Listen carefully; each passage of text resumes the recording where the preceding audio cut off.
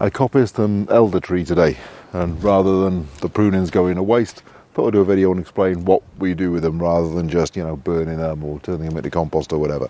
This was a stick just like this a year ago, and you can see that's a pretty substantial tree now.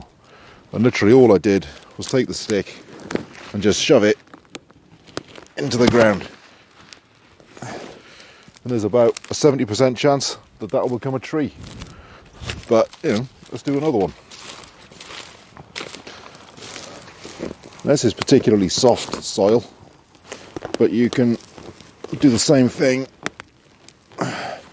by, you know, hammering a stake in and then pulling that out and putting it in, and there's an excellent chance that that'll take. But there's an even better method, and this is one I came across by accident, so it's not anything I've read anywhere, and that is when you've got a log of elder, a really fast way of making a thicket is, in terms of positioning, the house is over there, and this isn't pretty. This great big post.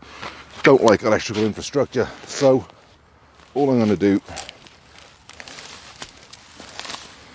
is I'm just going to move some of that aside, take the log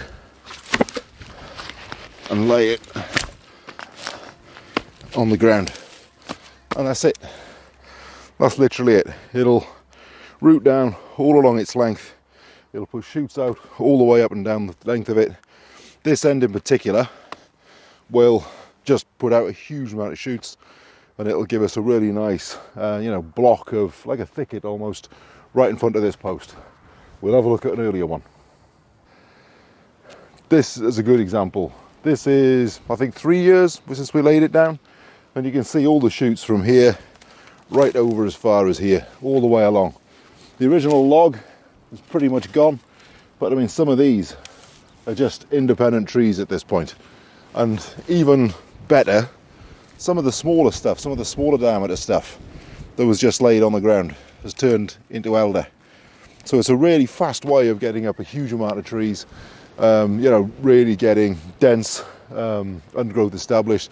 I mean, if you're doing any sort of hedging and you've got a gap in the hedging, laying an elder log on the ground in that gap, it's going to give you a huge amount of growth relatively quickly compared to starting with just bare root trees and so on that are going to take a couple of years to get established. This is fast, and it's using something you've already got.